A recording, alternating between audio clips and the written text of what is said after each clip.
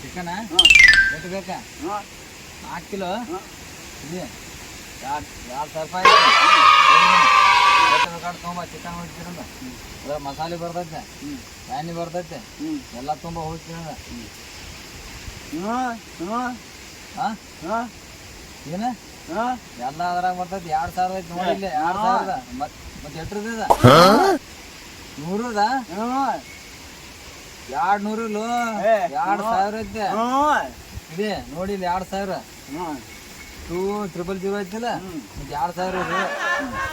ಹೋಗ 4 kilo chicken ತಗೋ 1 kilo Gandhi ಎಣ್ಣೆ ತಗೋ ಫುಲ್ ಮಸಾಲೆ ಏನು ಬೇಕು ಎಲ್ಲ ತಗೋ ಏನ ಹೋಗಿ ತೊಗೊಂಬ ಯಾರ ಅಂಗಡಿ ಹೋಗಿ